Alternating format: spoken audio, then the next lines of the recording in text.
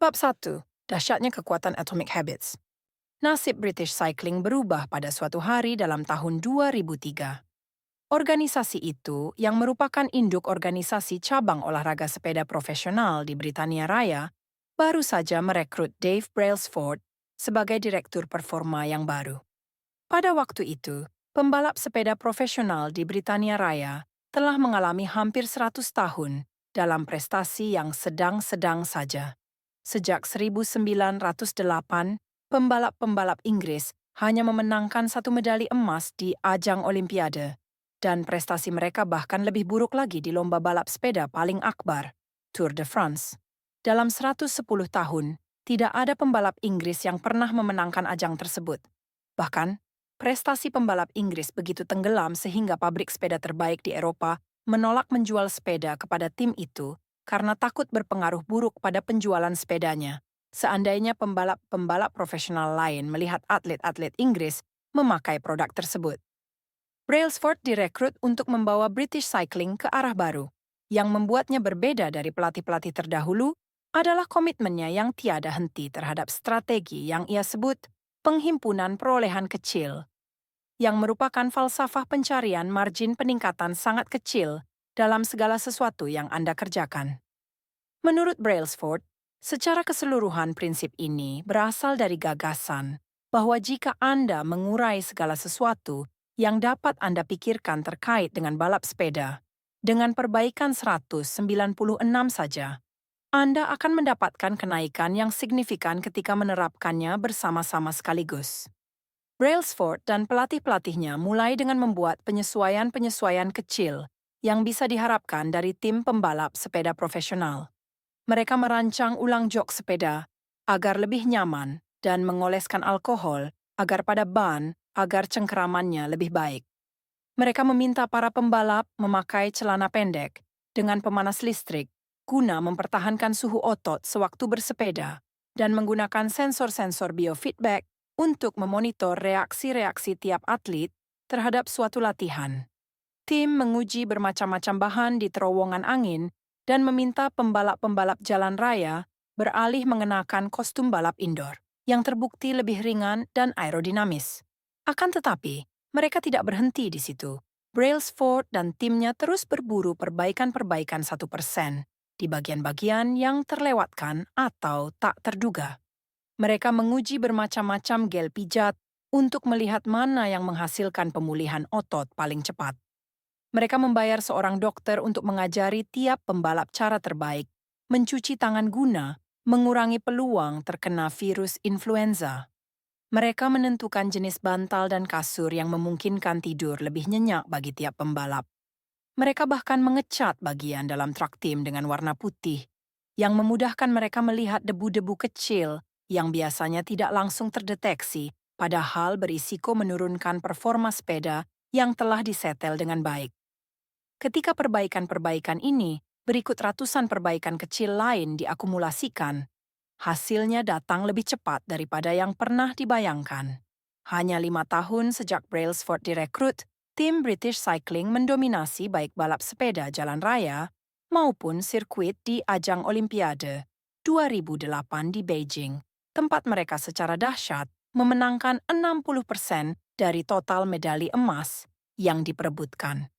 4 tahun kemudian, ketika Olimpiade diselenggarakan di London, atlet-atlet Inggris menaikkan batas minimal prestasi mereka dan membuahkan 9 rekor Olimpiade serta 7 rekor dunia.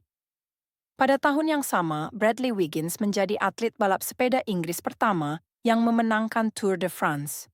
Tahun berikutnya, teman satu timnya Chris Froome memenangkan lomba itu dan terus menang lagi pada 2015, 2016, dan 2017, yang membuat tim Inggris meraih 5 kemenangan Tour de France dalam 6 tahun. Selama rentang 10 tahun dari 2007 sampai 2017, pembalap sepeda Inggris memenangkan 178 kejuaraan dunia dan 66 medali emas, Olimpiade atau Paralimpik, dan meraih 5 kemenangan Tour de France yang oleh kalangan luas dipandang sebagai prestasi paling sukses dalam sejarah balap sepeda. Bagaimana ini terjadi? bagaimana suatu tim yang sebelumnya hanya sekumpulan atlet biasa berubah menjadi juara dunia melalui perubahan-perubahan sangat kecil yang, sepintas lalu, paling-paling hanya akan menghasilkan perubahan sekadarnya. Mengapa perbaikan-perbaikan kecil berakumulasi menjadi hasil-hasil yang begitu menakjubkan? Dan bagaimana Anda dapat meniru pendekatan ini dalam hidup Anda sendiri? Ketika buku ini naik cetak, informasi baru tentang tim British Cycling baru keluar. Anda dapat melihat tanggapan saya di atomicabits.com/cycling. Mengapa perubahan kecil menghasilkan perbedaan besar? Mudah sekali memberikan taksiran berlebihan atas pentingnya suatu momen yang menentukan dan membuat taksiran nilai terlalu rendah atas upaya membuat perbaikan-perbaikan kecil yang dilakukan setiap hari. Seringkali kita meyakinkan diri bahwa kesuksesan yang masif menuntut aksi yang masif pula, entah menurunkan berat badan, membangun bisnis, menulis buku, memenangkan kejuaraan, atau meraih sasaran lain. Kita memberi diri sendiri beban untuk membuat perubahan yang akan mengguncang bumi dan menjadi bahan perbincangan semua orang. Sementara itu, perbaikan 1% sesuatu tak terlalu terasa, kadang malah tak terlihat. Padahal, perbaikan itu dapat jauh lebih bermakna, terutama dalam jangka panjang. Perubahan dari suatu perbaikan sangat kecil, tapi berlanjut dalam waktu lama, bisa sangat dahsyat. Berikut penjelasan matematikanya. Jika Anda bisa menjadi 1% lebih baik setiap hari dalam setahun, akhirnya Anda akan 37 kali lebih baik pada penghujung tahun. Sebaliknya, jika Anda 1% lebih buruk setiap hari dalam setahun, Anda akan menurun hampir menjadi nol. Yang berawal dari satu kemenangan kecil atau satu kemunduran remeh dapat terakumulasi menjadi jauh lebih besar. 1% lebih baik setiap hari, 1% lebih buruk setiap hari selama setahun. 0,99 sama dengan 00,031% lebih baik setiap hari selama setahun. 1,1 sama dengan 37,78. Hasil 1% perbaikan 1% penurunan waktu. Gambar 1. Pengaruh kebiasaan kecil berakumulasi sejalan waktu. Misalnya jika bisa menjadi 1% lebih baik setiap hari, Anda akan mendapatkan hasil yang hampir 37 kali lebih baik sesudah 1 tahun. Kebiasaan adalah bunga majemuk dalam perbaikan diri. Sama halnya dengan uang yang menjadi berlipat-lipat karena bunga majemuk. Pengaruh kebiasaan menjadi berlipat-lipat sewaktu Anda mengulang-ulang kebiasaan itu. Perubahan yang dihasilkan pada suatu hari tertentu mungkin terkesan kecil, tapi dampak yang terjadi setelah berbulan-bulan dan bertahun-tahun kemudian bisa dahsyat. Ketika kita menengok ke belakang 2, 5, atau barangkali 10 tahun kemudian, nilai kebiasaan yang baik dan kerugian akibat kebiasaan buruk menjadi luar biasa nyata. Dalam kehidupan sehari-hari, konsep ini mungkin sulit dianggap baik. Kita sering mengabaikan perubahan-perubahan kecil karena terkesan tidak begitu penting saat itu. Jika Anda menabung sedikit uang sekarang, Anda belum menjadi jutawan. Jika Anda pergi ke sasana kebugaran 3 hari berturut-turut, bentuk tubuh Anda belum berubah. Jika Anda belajar bahasa Mandarin selama 4 jam malam ini, Anda belum berhasil menguasai bahasa itu. Kita melakukan sejumlah perubahan, tapi hasilnya tidak pernah langsung terlihat. Jadi, kita mudah kembali ke rutinitas semula. Sayangnya, laju transformasi yang lambat juga memudahkan kita membiarkan kebiasaan buruk tetap terjadi. Jika Anda makan makanan yang tidak sehat hari ini, timbangan Anda memang tidak langsung naik banyak. Jika Anda bekerja sampai larut malam ini dan mengabaikan keluarga, mereka akan memaafkan Anda. Jika Anda menunda kewajiban dan membiarkan proyek Anda tidak dikerjakan sampai besok, biasanya masih ada waktu untuk menyelesaikannya kemudian. Suatu keputusan tunggal mudah dibatalkan. Namun, ketika kita mengulang 1% kesalahan, hari demi hari, dengan mengulang keputusan-keputusan buruk, mengulang kesalahan-kesalahan sangat kecil, dan merasionalisasi alasan-alasan kecil, Pilihan-pilihan kecil kita mengalami proses bunga majemuk sampai menjadi racun. Akumulasi banyak salah langkah inilah, 1% penurunan di sini dan di sana, yang akhirnya mengantar ke masalah. Dampak yang terjadi akibat suatu perubahan dalam kebiasaan Anda mirip pengaruh pengubahan arah pesawat, meskipun hanya beberapa derajat. Bayangkan Anda sedang terbang dari Los Angeles ke New York City. Seandainya seorang pilot meninggalkan LAX, kode untuk Bandara Internasional Los Angeles, lalu mengubah arah 3,5 derajat saja, lebih ke selatan. Anda akan mendarat di Washington, D.C., bukan di New York. Perubahan kecil seperti itu hampir tak terlihat sewaktu tinggal landas. Hidung pesawat bergeser tak sampai 3 meter. Tapi untuk skala perpindahan yang meliputi Amerika Serikat, tempat mendarat Anda akan meleset ratusan kilometer. Begitu pula, suatu perubahan kecil dalam kebiasaan sehari-hari dapat membuat Anda tiba di sasaran yang sangat berbeda. Membuat pilihan yang 1% lebih baik atau 1% lebih buruk terkesan tak bermakna pada suatu saat. Tapi, dalam rentang waktu panjang pilihan-pilihan tersebut menentukan perbedaan antara siapa Anda sekarang dan siapa Anda nanti. Sukses adalah produk kebiasaan sehari-hari, bukan transformasi yang hanya sekali seumur hidup. Itu berarti, tak penting seberapa sukses atau seberapa gagal Anda saat ini. Yang penting adalah apakah kebiasaan-kebiasaan Anda menempatkan Anda pada jalur menuju kesuksesan atau tidak. Anda harus jauh lebih peduli pada arah tujuan Anda saat ini daripada hasil-hasil saat ini. Jika Anda seorang jutawan tapi menghabiskan lebih banyak daripada yang Anda dapatkan tiap bulan, berarti Anda ada di arah tujuan yang buruk. Bila kebiasaan belanja Anda tidak berubah, hasil akhirnya tidak akan baik. Sebaliknya, jika Anda sedang bangkrut, tapi menabung sedikit demi sedikit setiap bulan, Anda berada di jalur yang benar menuju kemerdekaan finansial, bahkan meskipun Anda bergerak lebih lambat daripada yang Anda inginkan. 2. Saya berlagak pintar dengan benar-benar menghitungnya. Washington, D.C. kira-kira 362 kilometer jauhnya dari New York City. Seandainya Anda terbang dalam pesawat 747 atau Airbus A380, mengubah arah sebesar 3,5 derajat, sewaktu meninggalkan Los Angeles mungkin menyebabkan hidung pesawat bergeser antara 22 sampai 23 meter. Perubahan yang sangat kecil ini dapat sangat bermakna dalam mengubah tempat pendaratan. Hasil-hasil Anda menunjukkan ukuran yang mengikuti kebiasaan-kebiasaan Anda. Kekayaan bersih Anda menunjukkan ukuran yang mengikuti kebiasaan-kebiasaan finansial Anda. Bobot tubuh Anda menunjukkan ukuran yang mengikuti kebiasaan makan Anda. Pengetahuan Anda merupakan ukuran yang mengikuti kebiasaan belajar Anda. Seberapa rapi rumah Anda menunjukkan tingkat kebiasaan Anda dalam hal beres-beres rumah. Anda mendapatkan apa yang selalu Anda ulangi. Jika ingin meramalkan kemana tujuan Anda dalam hidup, yang harus Anda lakukan hanyalah mengikuti kurva keberhasilan-keberhasilan kecil atau kegagalan-kegagalan kecil, lalu melihat bagaimana hasil pilihan Anda sehari-hari setelah 10 atau 20 tahun. Apakah Anda membelanjakan lebih sedikit daripada yang Anda dapatkan tiap bulan? Apakah Anda memastikan pergi berolahraga tiap pekan? Apakah Anda membaca buku dan belajar sesuatu yang baru tiap hari?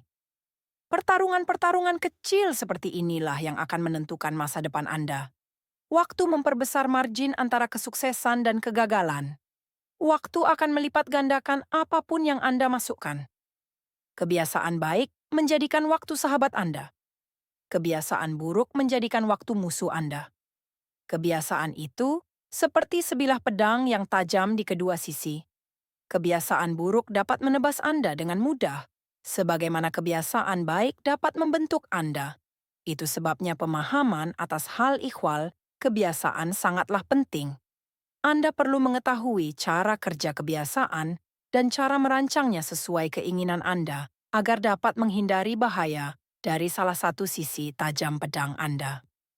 Kebiasaan dapat menjadi bunga majemuk yang baik atau buruk bagi Anda. Bunga majemuk yang positif, bunga majemuk yang produktif. Menyelesaikan satu tugas tambahan dapat menjadi prestasi kecil pada suatu hari, tapi maknanya bisa sangat besar dalam karier keseluruhan. Pengaruh mengotomatiskan satu pekerjaan lama atau menguasai satu keterampilan baru bisa lebih besar lagi. Makin banyak tugas yang mampu Anda tangani tanpa berpikir, makin bebas otak Anda untuk berfokus pada bidang lain. Bunga majemuk pengetahuan. Belajar tentang satu gagasan baru tidak akan menjadikan Anda jenius, tapi komitmen untuk belajar seumur hidup dapat mengubah Anda. Lebih lanjut, tiap buku yang Anda baca tidak hanya mengajarkan sesuatu yang baru, tapi juga membuka cara pikir yang berbeda atas gagasan-gagasan lama. Seperti kata Warren Buffett, begitulah cara kerja pengetahuan, terbangun di atas tumpukan seperti bunga majemuk. Bunga majemuk yang negatif, bunga majemuk yang membuat stres. Frustrasi karena kemacetan lalu lintas. Beban tanggung jawab menjadi orang tua. Kecemasan apakah uang cukup sampai akhir bulan. Tegang karena tekanan darah agak naik. Dengan sendirinya penyebab-penyebab stres yang umum ini dapat dikelola. Namun, kalau terus ada selama bertahun-tahun, stres-stres kecil itu menumpuk menjadi masalah kesehatan yang serius. Bunga majemuk pikiran buruk. Makin sering Anda memandang diri tidak berharga, bodoh, atau jelek, makin kuat kecenderungan Anda untuk memandang hidup dengan cara begitu. Anda terperangkap dalam lingkaran setan pikiran. Hal yang sama terjadi pada bagaimana pikiran Anda tentang orang lain. Begitu terjerumus ke dalam kebiasaan memandang orang sebagai pemarah, licik, atau egois, Anda merasa orang seperti ini ada di mana-mana. Bunga majemuk yang positif, bunga majemuk hubungan. Orang cenderung membalas perilaku Anda kepada mereka. Makin sering Anda menolong, makin sering orang menolong Anda. Menjadi sedikit lebih bunga majemuk yang negatif, bunga majemuk kebencian. Huru-hara, protes, dan gerakan massa jarang terjadi karena penyebab tunggal. Sebaliknya, agresi-agresi kecil tapi lama dan kekecewaan kecil setiap hari pelan-pelan bertumpuk sampai suatu peristiwa memicu dan menyebar seperti kebakaran hutan. Ramah dalam tiap interaksi dapat menghasilkan jaringan hubungan yang luas dan kuat sejalan dengan waktu. Seperti apa kemajuan itu sesungguhnya? Bayangkan Anda mempunyai balok es yang diletakkan di meja di depan Anda. Ruangan itu dingin dan Anda dapat melihat uap napas Anda. Temperatur saat ini minus 3,5 derajat Celcius. Meskipun pelan, ruangan mulai menghangat. Minus 3 derajat. Minus 2,5. Minus 2. Balok es di depan Anda masih ada. Minus 1,5. Minus 1,1. Minus 0,5. Masih belum terjadi apa-apa. Kemudian 0 derajat. Es mulai meleleh. Kenaikan temperatur setengah derajat ini tampaknya tidak berbeda dari kenaikan temperatur sebelumnya, tapi yang satu ini memicu perubahan besar. Peristiwa-peristiwa terobosan sering kali terjadi akibat banyak aksi sebelumnya, yang menghimpun potensi sampai cukup untuk memicu perubahan besar. Pola ini terjadi di mana-mana. Kanker menghabiskan 80% hidupnya tanpa ketahuan, dan tiba-tiba berhasil menguasai seluruh tubuh dalam hitungan bulan. Bambu hampir tak terlihat selama 5 tahun pertama hidupnya karena sibuk membangun sistem akar yang kukuh di bawah tanah sebelum menjulang puluhan meter ke udara dalam rentang 6 pekan. Begitu pula, kebiasaan seringkali muncul tanpa keistimewaan sampai Anda melewati suatu ambang batas kritis dan membuka pintu ke tataran performa baru.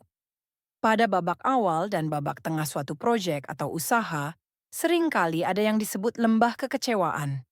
Anda berharap mendapatkan kemajuan dengan cara linear, jadi Anda bisa frustrasi ketika melihat perubahan terkesan tidak efektif dalam hari-hari pertama, minggu-minggu pertama, atau bahkan bulan-bulan pertama. Rasanya seolah Anda jalan di tempat. Itu ciri suatu proses yang menghimpun banyak hal. Hasil maksimalnya terpaksa tertunda. Berikut salah satu alasan pokok mengapa sulit sekali membangun kebiasaan yang awet. Orang membuat beberapa perubahan kecil, tapi tidak dapat melihat hasil nyata, jadi ia memutuskan berhenti. Menurut Anda, aku sudah lari pagi setiap hari selama sebulan, tapi kenapa aku tidak melihat perubahan apapun pada tubuhku? Begitu pikiran seperti ini berkuasa, langkah berikutnya adalah menghentikan kebiasaan baik yang sudah dimulai. Namun, agar mendapatkan perubahan yang bermakna, Kebiasaan perlu dipertahankan cukup lama untuk bisa membuat terobosan ke tataran yang saya sebut dataran potensi laten. Bila Anda merasa harus susah payah membangun kebiasaan-kebiasaan baik atau menghentikan kebiasaan-kebiasaan buruk, itu bukan karena Anda tidak memiliki kemampuan untuk menjadi lebih baik. Seringkali itu karena Anda belum melewati dataran potensi laten. Mengeluhkan kesuksesan yang tak kunjung tercapai meski sudah bekerja keras, sama seperti mengeluhkan balok es yang tidak meleleh, meskipun Anda memanaskannya dari suhu minus 3,5 sampai minus 0,5 derajat. Usaha Anda tidak sia-sia, hanya tersimpan. Semua aksi terjadi pada suhu 0 derajat. Ketika akhirnya Anda tembus ke dataran potensi laten, orang menyebutnya kesuksesan mendadak. Dunia luar hanya melihat bagian peristiwa yang dramatis, tidak melihat yang terjadi sebelumnya. Namun, Anda tahu itu hasil kerja Anda sejak lama sekali ketika kelihatannya Anda tidak mengalami kemajuan apapun, padahal itulah yang memungkinkan lompatan pada hari ini. Masih ada padanan lain antara manusia dan tekanan geologis. Dua lempeng tektonis dapat bergesekan satu sama lain selama jutaan tahun dengan ketegangan yang terus terbangun.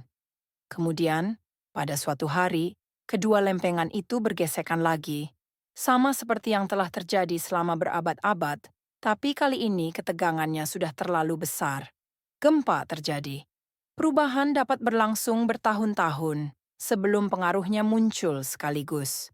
Penguasaan sesuatu menuntut kesabaran.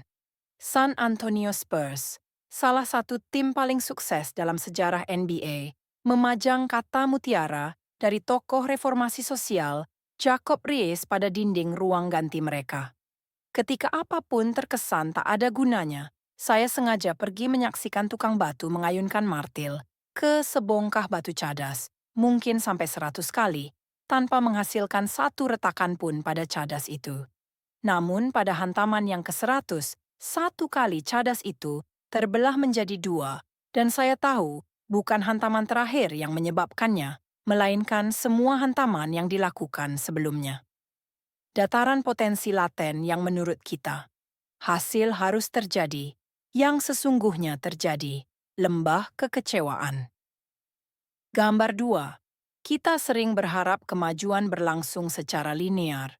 Setidaknya kita berharap hasilnya datang dengan cepat. Dalam kenyataan, hasil usaha kita seringkali tertunda. Baru setelah berbulan-bulan atau bertahun-tahun kemudian, kita menyadari nilai sejati kerja keras yang kita jalani sebelumnya. Situasi ini dapat menghasilkan lembah kekecewaan, tempat orang merasa putus asa setelah bekerja keras berminggu-minggu atau berbulan-bulan tanpa mendapatkan sedikit pun hasil. Bagaimanapun, usaha itu tidak sia-sia, hanya ditabung. Mungkin agak lama kemudian, nilai sejati usaha-usaha terdahulu itu tersingkap. Semua hal besar berasal dari awal yang kecil. Bibit setiap kebiasaan adalah keputusan tunggal yang sangat kecil. Namun ketika keputusan itu diulang, kebiasaan berakar dan tumbuh makin kuat. Akar-akar mencengkeram makin dalam, dan cabang-cabang terus tumbuh. Usaha menghentikan kebiasaan buruk sama seperti merobohkan pohon beringin yang sangat besar dalam diri kita. Dan usaha membangun kebiasaan baik sama seperti merawat tanaman bunga yang sangat sensitif setiap hari. Namun, apa yang menentukan apakah kita bertahan pada suatu kebiasaan cukup lama agar selamat sampai ke dataran potensi laten dan tembus ke sisi lain?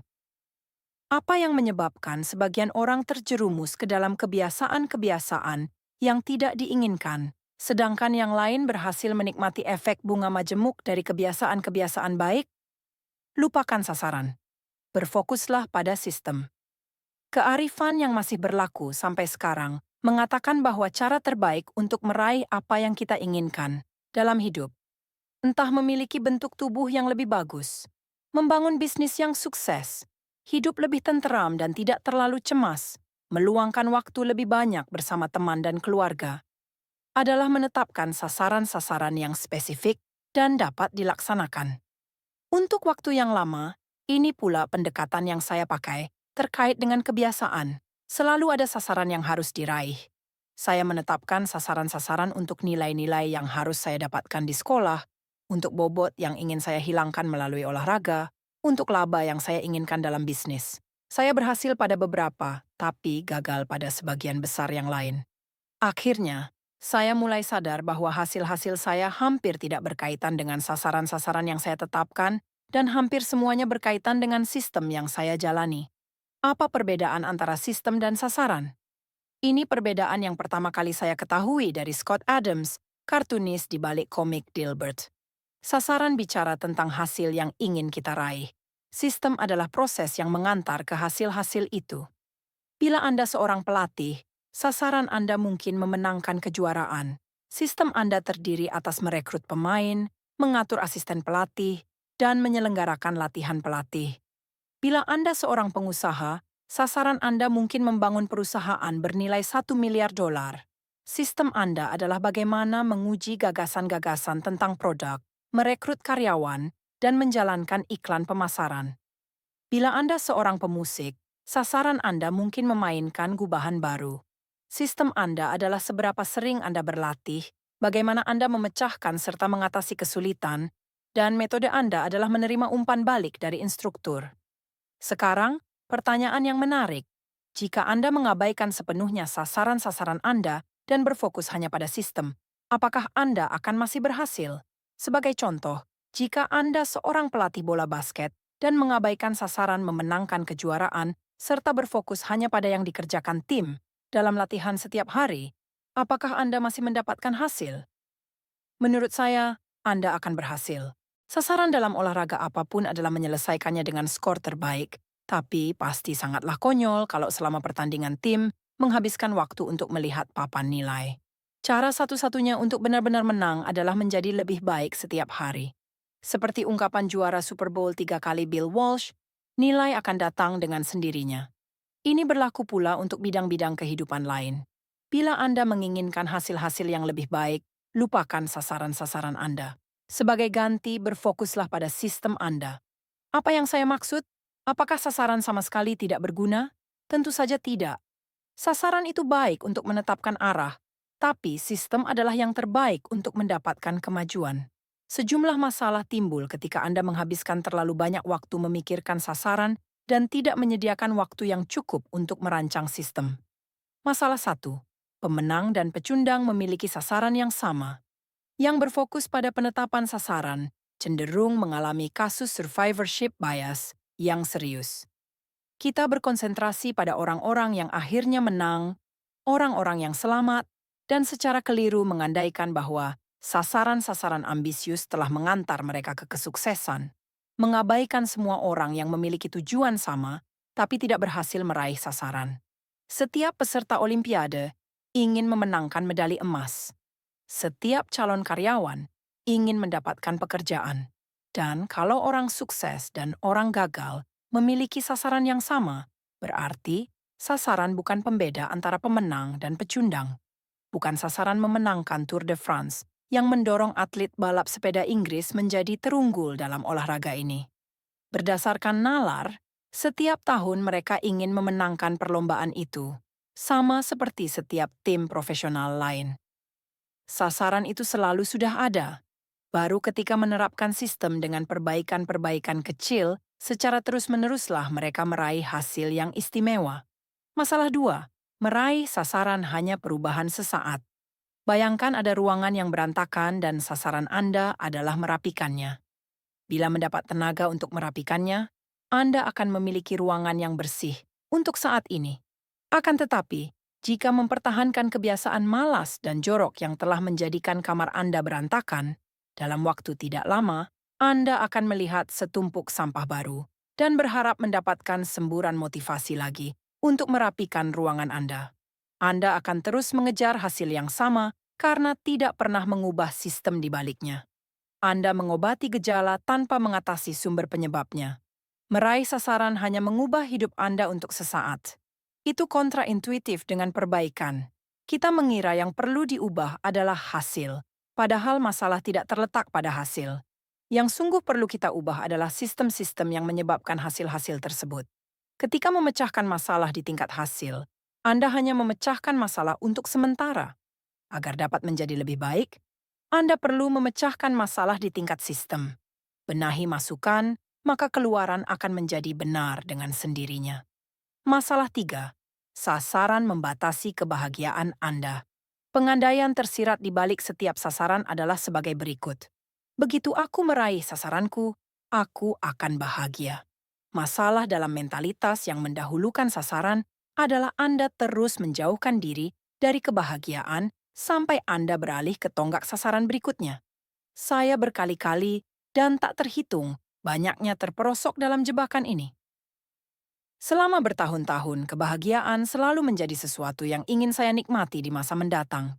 Saya berjanji pada diri sendiri bahwa begitu masa otot saya naik 10 kilogram atau setelah bisnis saya diulas di New York Times, saya baru akan beristirahat sejenak. Lebih lanjut, sasaran menciptakan konflik, entah ini atau itu. Entah Anda meraih sasaran dan sukses, atau Anda gagal dan merasa kecewa. Anda secara mental memasang kotak untuk mengurung diri dalam versi kebahagiaan yang sempit. Ini menyesatkan.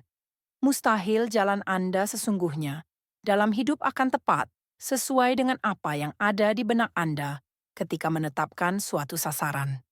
Membatasi kepuasan Anda berdasarkan satu skenario tidaklah masuk akal ketika ada banyak jalan lain yang dapat ditempuh untuk meraih kesuksesan.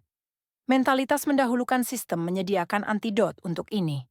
Ketika Anda jatuh cinta pada proses, bukan pada produk, Anda tidak harus menunggu ketika ingin memberi kesempatan kepada diri sendiri untuk bahagia. Anda dapat merasa puas kapanpun ketika sistem Anda berjalan. Dan sistem dapat menjadi sukses dalam banyak bentuk beragam, tidak hanya yang pertama kali Anda bayangkan. Masalah 4. Sasaran tidak bersesuaian dengan kemajuan jangka panjang. Akhirnya, pola pikir berorientasi sasaran dapat menciptakan efek yo-yo. Banyak atlet lari berlatih keras selama berbulan-bulan, tapi begitu berhasil melintasi garis finish, mereka berhenti berlatih. Lomba itu tak lagi menjadi motivasi mereka. Ketika semua kerja keras Anda difokuskan pada sasaran tertentu, apa yang tersisa untuk mendorong maju Anda setelah sasaran itu tercapai? Itulah sebabnya banyak orang kembali ke kebiasaan-kebiasaan lama setelah suatu sasaran tercapai. Tujuan menetapkan sasaran adalah memenangkan pertandingan. Tujuan membangun sistem adalah terus berprestasi dalam olahraga yang sama. Pemikiran jangka panjang yang sejati adalah berpikir dengan sedikit sasaran. Orang tidak bicara tentang kesuksesan tunggal. Orang bicara tentang siklus perbaikan yang tiada akhir dan terus-menerus. Akhirnya, komitmen Anda terhadap proseslah yang akan menentukan kemajuan Anda. Sistem yang disebut Atomic Habits. Bila Anda merasa sulit mengubah kebiasaan, masalah bukan terletak pada diri Anda. Masalahnya ada pada sistem Anda. Kebiasaan buruk berulang dan terus berulang bukan karena Anda tidak ingin berubah, tapi karena Anda memiliki sistem yang keliru untuk melakukan perubahan. Anda mencapai level sasaran. Anda jatuh di level sistem. Berfokus pada sistem keseluruhan, bukan sasaran tunggal, adalah salah satu tema pokok buku ini. Ini juga salah satu makna lebih dalam di balik kata atomic. Anda sekarang mungkin sadar bahwa atomic habit merujuk ke suatu perubahan sangat kecil, peralihan sangat remeh, perbaikan yang hanya 1%. Namun, atomic habit bukan hanya kebiasaan-kebiasaan lama manapun, kendati kecil. Atomic habit adalah kebiasaan-kebiasaan kecil yang merupakan bagian dari sistem yang lebih besar. Sama seperti atom-atom yang membentuk molekul, atomic habit adalah unsur pembentuk hasil-hasil yang luar biasa. Kebiasaan itu seperti atom dalam hidup kita. Tiap kebiasaan merupakan satuan mendasar yang ikut membentuk perbaikan secara keseluruhan. Pada awalnya, rutinitas sangat kecil ini terkesan tak bermakna, tapi sejalan dengan waktu akan saling membangun dan menjadi bahan bakar untuk kemenangan-kemenangan lebih besar yang berlipat ganda sampai tingkat yang jauh lebih besar daripada biaya investasi awal. Habit atom itu kecil sekaligus sangat besar.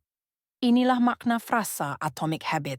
Praktik teratur atau rutin yang tak hanya kecil serta mudah dilaksanakan, tapi juga sumber kekuatan yang luar biasa. Komponen sistem pertumbuhan dengan bunga majemuk. Ringkasan bab. Kebiasaan adalah bunga majemuk dalam proses perbaikan diri. Menjadi 1% lebih baik setiap hari, ikut berperan dalam kemajuan besar jangka panjang. Kebiasaan itu seperti pedang dengan dua sisi. Kebiasaan bisa menguntungkan, dapat menjadi teman, atau menjadi lawan. Itulah sebabnya kita wajib memahami seluk-beluknya. Perubahan-perubahan kecil seringkali terlihat tidak memberikan perbedaan sampai Anda menembus ambang batas kritis. Hasil paling dahsyat dalam proses bunga majemuk tidak langsung terjadi. Anda perlu bersabar. Atomic habit adalah kebiasaan kecil yang merupakan bagian dari sistem yang lebih besar. Sama seperti atom ikut membangun molekul, atomic habit adalah unsur pembangun hasil-hasil yang menakjubkan.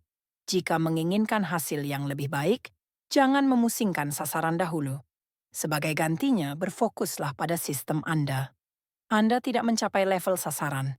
Anda jatuh di level sistem.